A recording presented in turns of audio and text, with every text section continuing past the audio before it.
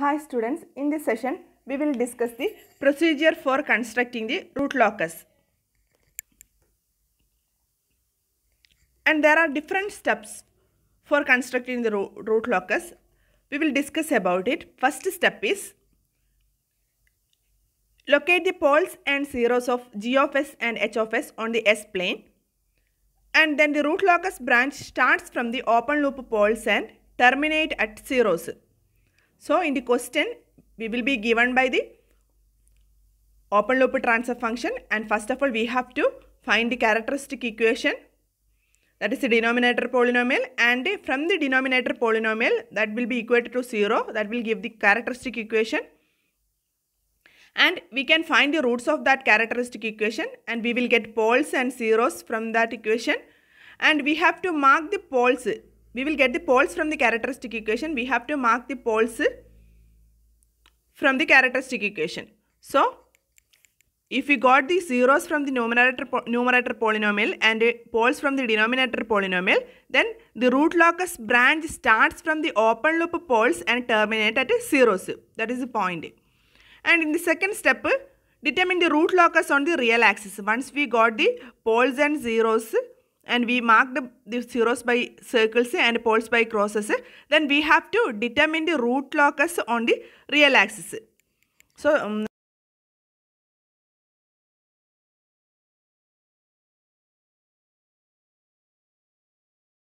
see, for determining the root locus on the real axis, first we should consider a point on the real axis, and if that point, if the right side of that point will contain odd number of poles and zeros, then that point will be lie on the root locus.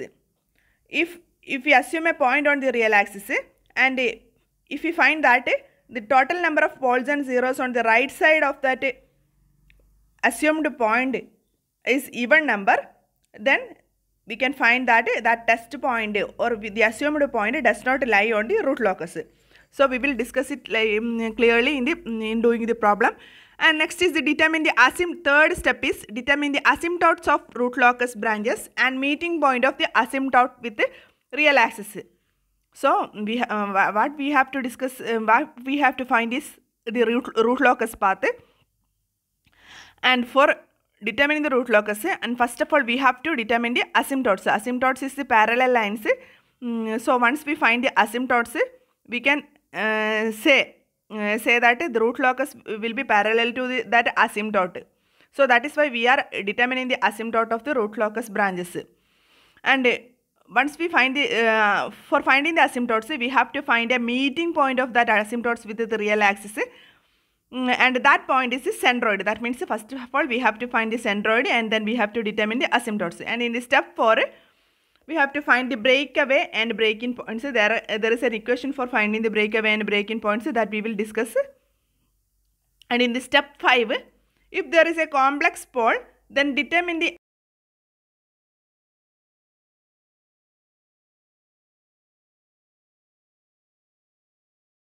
complex zero. See, in the previous session we have discussed about the angle of arrival and angle of departure, and for doing the problems there is an equation for finding the angle of arrival and angle of departure. So for the root locus there will be an angle of departure from the pole. See, in the root locus path will start from the pole and it will end at 0. So there will be an angle of departure from the pole, and for in the case of 0 there will be an angle of arrival. And next is the in the step 6 we will find the points where the root locus may cross the imaginary axis. And in the step 7 we will take a series of test point in the broad neighborhood of the origin of the S plane and adjust the test point to satisfy the angle criteria. And we will sketch the root locus by joining the test points by the smooth curve.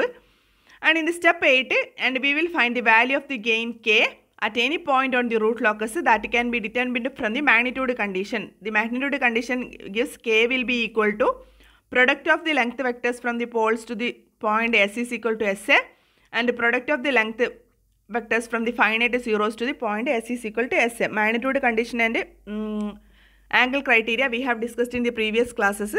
So in most of the problems we have to do up to step 6 in order to find the root locus path. So if we are asked to find the gain k, and we have to do step 8. So we will discuss the details of these steps by doing a problem. So next is a problem. A unity feedback control system has an open loop transfer function g of s is equal to k by s into s square plus 4s plus 13. Sketch the root locus. So the question is to find the root locus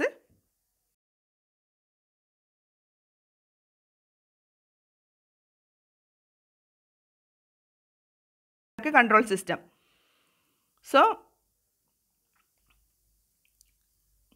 we can find that first in this first step we have to locate the poles and zeros of g of s and h of s on the s plane. That is our first step.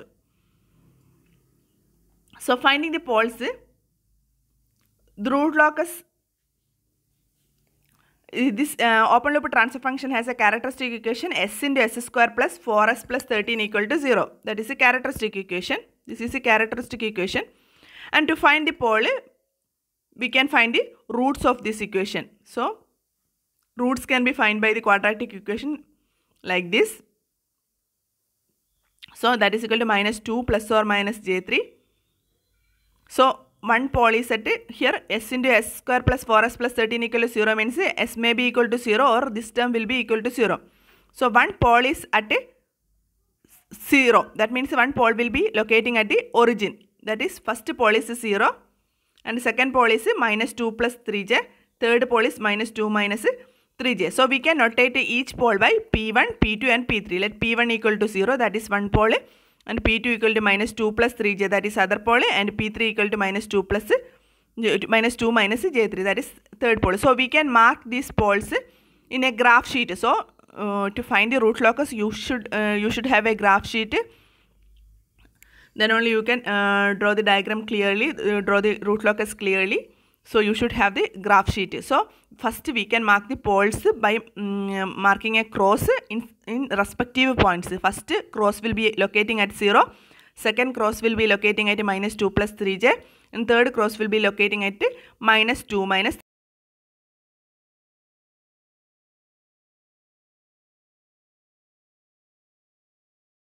The imaginary axis is j omega, and we can use suitable marking like 1, 2, 3 and minus 1, minus 2, etc. And in the major axis j omega axis, that is plus j1, j2, j3, and this is a negative real axis. So we can mark minus 1j, minus 2j and minus 3j.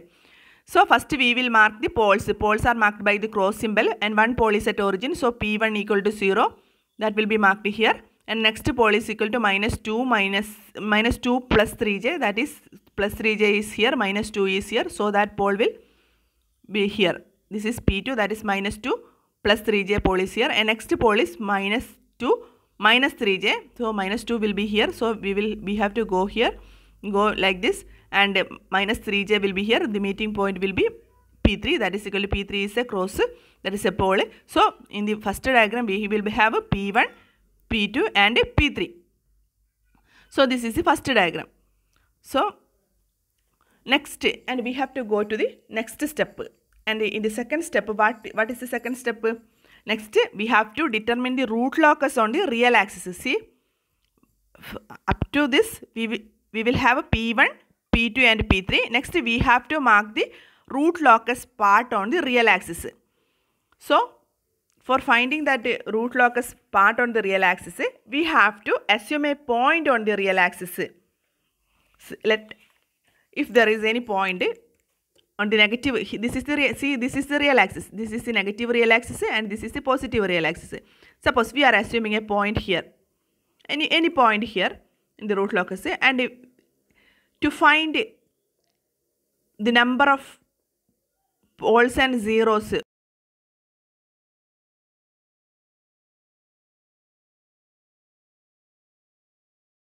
staying at the right side of this assumed point. Let this assumed point will be here. What is the total number of poles and zeros on the right side of that point? That will be equal to 1. See, here there is only one pole on the real axis. That will be writing to the right side of the assumed point. So that will be an odd number. if the number of poles, sum of the poles and zeros that is staying at the right side of the assumed point is odd number, then that part of the real axis will be a part of root locus. See, if we are assuming that the assumed point is on here, then the total number of poles is 1. There will not be any 0. So this part of root locus, that means this part of root locus starting from this pole will be the part of a root locus. See that this part of real axis starting from the point P1 will be a part of root locus. So we can darken this line like this. So this is a root locus, and this root locus, this is a part of root locus, that is the root locus is on the real axis, and that will start from this pole P1, and there is no zeros, and so we are assuming that this root locus part will start from this pole and ends on 0 at infinity. There is no 0, so we are saying that there will be a 0 at infinity. So this root locus part will starting from P1 and it will meet the 0 at the infinity point. So we can darken this line. Okay. So first we got the root locus part on the real axis. That is our first step.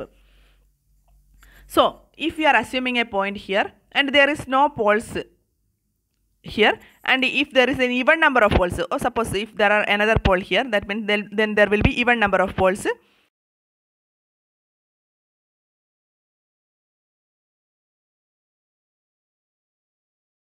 Zeros or poles, then this part of the root locus will not be, this part of the real axis will not be the part of a root locus. So that is the definition. So for determining the root locus on the real axis, we have to assume a point that we can say that it is a test point. We can assume a test point on the real axis, and if the total number of poles and zeros on the real axis that is right to this test point is odd number, then the test point lies on the root locus.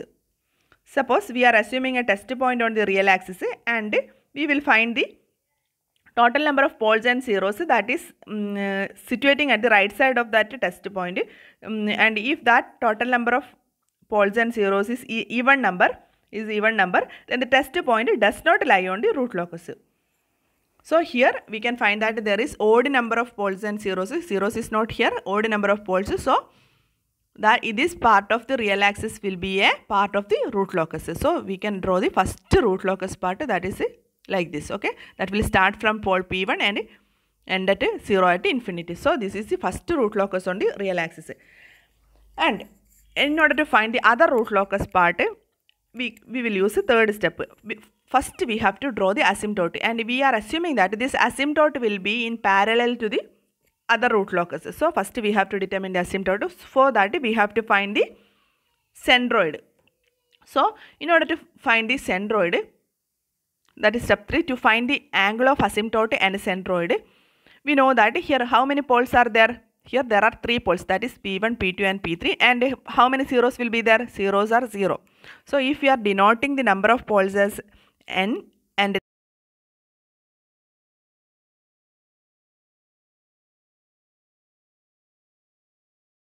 m will be equal to 3, that means there are 3 poles and there is no zero, so that means there is no finite zero. Hence we can find that the root locus, there are 3 branches of root locus, and these branches will end at the zeros at infinity. Here there are no zeros, so n minus m will give 3 minus 0, that will be equal to 3. That means there are 3 parts of root locus, and those 3 parts of root locus starting from the pole P1, P2, P3, and that will end at 0 at infinity.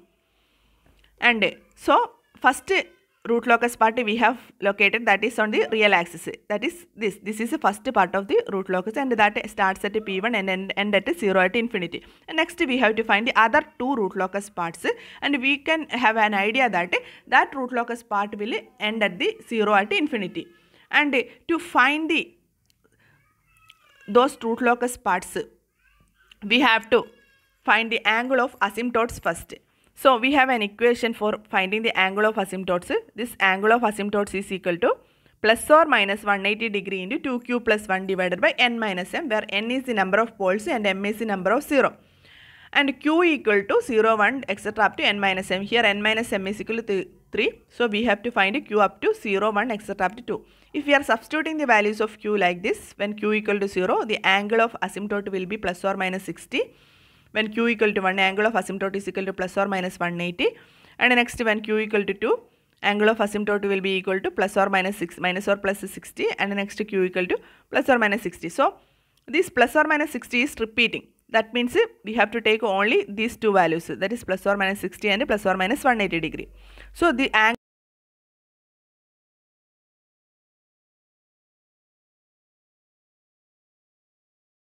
find out the angle of asymptote, and next we have to find the centroid, and centroid will be equal to, that has an equation, sum of poles minus sum of zeros divided by n minus m. Sum of poles is, we have a pole 0, another pole minus 2 plus 3j, and another pole minus 2 minus 3j, and there are no zeros, so sum of zeros will be equal to 0, and that will be divided by n minus m. N is the number of poles and m is the number of zeros, that will be equal to 3 minus 0. So we got the value minus 1.33. That means centroid is locating at minus 1.33, and the asymptotes will pass through that centroid, and that asymptotes will make an angle plus or minus 60 with the real axis. That is the point that we are obtaining from these equations. So we can find that asymptotes will be meeting at the point minus 1.33 at the real axis, and those asymptotes will make an angle plus or minus 60 or plus or minus 180 degree with the real axis. So we can mark the asymptote here. See, there is a point marked here. This is minus 1.33. You can see this is minus 1 and this is minus 1.33, and from the minus 1.33 the asymptote will meet at this centroid, that is at a minus 1.33. So we don't know what will be the angle of that asymptote. So we have to draw the asymptote by taking the angle plus or minus 60 or plus or minus 180 degree. Plus or minus 180 degree means that the angle will be lying in the real axis itself. So those asymptote is the real axis itself. So it is not marked. And in order to mark the other asymptotes, we are taking a protractor, and we will mark the angles as plus 60. I think you know how to mark the angle by using protractor. So you can mark.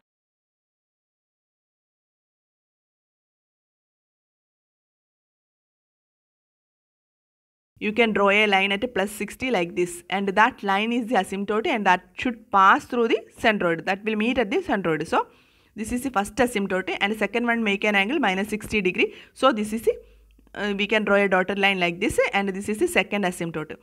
So once we get the asymptote, we have a root locus like this, and we have the asymptote like this. That means there will be 3 root locus part, and one root locus lies on the real axis itself, and the other root locus will be passing in the direction of asymptote like this. So if this root locus starts from P2, then it will pass parallel to this asymptote, but we don't know the exact shape of that P2.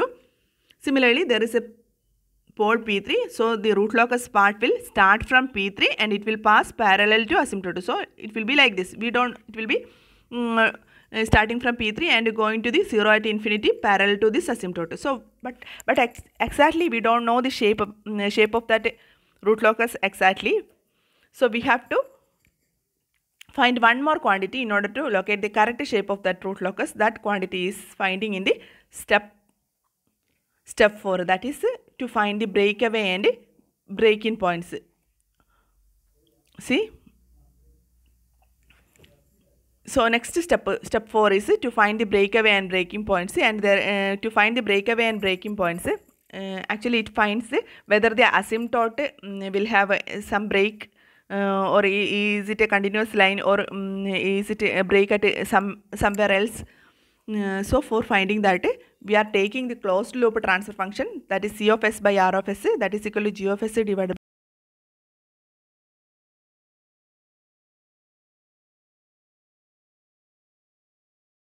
by substituting the values. We will get this get the equation like this: k by s into s square plus 4s plus 13 plus k. In this equation,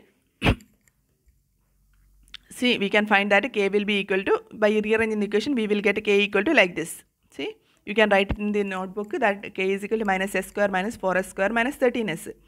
And to find the breakaway and breaking point, we have to find the quantity dk by ds. So k is here, dk by ds will be like this, and equating it to 0, dk by ds is equal to 0. So we will get that like this, and we can find the value of s from this equation. So we will get the value minus 1.33 plus or minus j 1.6. So these are the procedure to find the breakaway and breaking points, and actually we have to check whether this point is a part of the root locus or not. So we got the value of ss minus 1.33 plus or minus j 1.66. So we have to substitute this value in the equation like this. See, we have the equation for k like this, and we have to substitute the values of obtained s in this equation. And when we are substituting these values of k, we can find that the value of k is not positive and real. See here, some imaginary terms is coming. So the value of k is not equal to positive and real. If it is equal to positive and real, if the value of k is a positive and a real value, then we can find that there will be a breakaway and breaking point, and that breakaway and breaking point is this one, that is minus 1.33 plus or minus j 1.6. But here you can find that k will not be a positive and real quantity, so there is no breakaway and breaking points. That means this value of k is not a part of the root locus, is not the breakaway and breaking point. So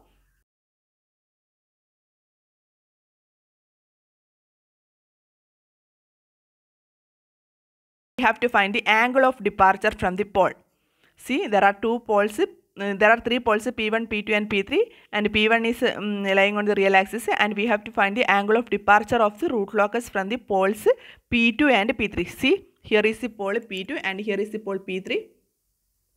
At the bottom side there is a pole marked as cross, and we have to find the part of the root locus, and we have to find the angle of departure of that root locus from the pole P2. So finding that, there is an equation. First of all, we have to mark the, suppose let us assume P2 is a point, and we have to mark a vector drawing from other poles. So that is from, we have to mark a vector from P1 to P2 and another vector from P3 to P2. And we have to find the various angles theta 1 and theta 2. Here you can see that theta 2 is 90 degree.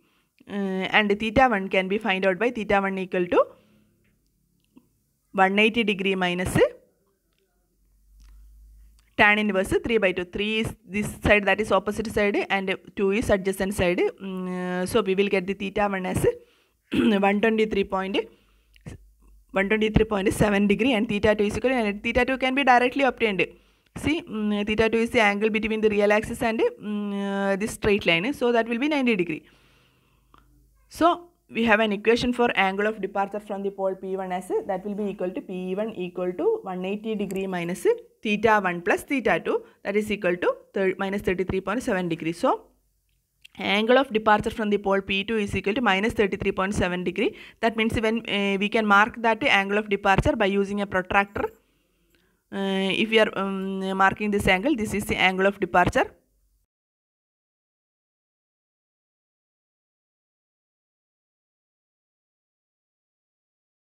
.7 degree with this axis. So similarly, there is another pole at P3. So there will be another angle of departure, and this angle of departure is opposite to that of the angle of departure from the pole P2. So that will be equal to plus 33.7. So angle of departure from the pole P3 will be equal to plus 33.7. Angle of departure from the pole P2 will be equal to minus 33.7. That is opposite to that of the P2. So okay. So we can mark the angle of departure from the pole P2 and P3 on the graph. See, this is the pole P2 and this is pole P3, and if you are putting a protractor here, and we can mark the angle of departure as 33.7. See, this is the angle. This is a straight line that makes an angle 33.7 minus 33.7. Similarly, the angle from this line is 33.7 degree, that is a positive angle. So this is the angle of departure. That means we can have an idea that the root locus will starts from P2 and that will depart from P2 at an angle of minus 33.7, and it will go parallel to the asymptote like this. Similarly, the angle of departure from the pole P3 is plus 33.7. So it will go like this, but we know that the asymptote is drawn here. See, asymptote is like this. So the curve starting from P2 should passes parallel to that asymptote. So it will be a curve like this. See. So we got 3 root locus parts and 1 root locus starting from this origin P1, and it will passes like this, and another root locus starts from P2 and it will passes like this.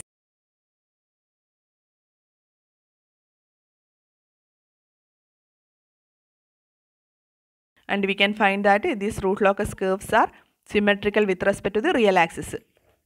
So we obtained the root locus parts. So you should go through these steps and you can find the exact root locus part. That's all about this topic. Thank you.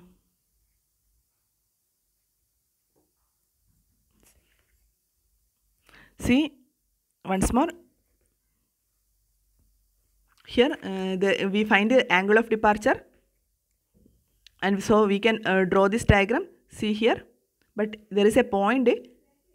See here, it is drawn like this, and it will passes parallel to the asymptote, but we have to mark a point that will that the root locus part meet with the imaginary axis. So here you can find that this root locus part will meet at a point here. So we have to find this point. So in the step 7, in the step 6, we have to find the crossing point on the imaginary axis. So we have to again take the characteristic equation, that is the characteristic equation, and in this characteristic equation we have to put the S is equal to j omega, and once we put the S is equal to j omega, we will get an equation like this, and from this equation we have to find the value of omega. See, omega is the imaginary axis point, and we got omega equal to plus or minus 3.6. That means that this root locus will meet the imaginary axis at the point plus 3.6 and minus 3.6. See, so this root locus will starting from P2 and it will departure at an angle of minus 33.7. It will go parallel to the asymptote and it will meet the imaginary axis at a plus 3.6. Similarly, the root locus starting from the P3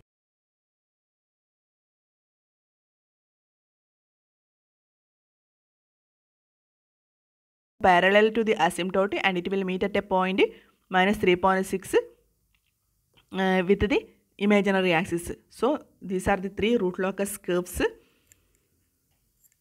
and we got the meeting point at the imaginary axis, and also we can find a quantity k from this equation. See, once we are equating the real and imaginary part, we will get on equating the real part to 0, and we will get this is the equation by substituting the j omega, and if you are equating the real part, we will get minus 4 omega square plus k equal to 0. So we can find the value of k equal to 4 omega square. Omega we have find out, and so we can substitute the value of omega and we will get the gain value, that is k value equal to 52. That means the crossing point of the root locus is plus or minus j 3.6 and the value of k at this crossing point is equal to 52.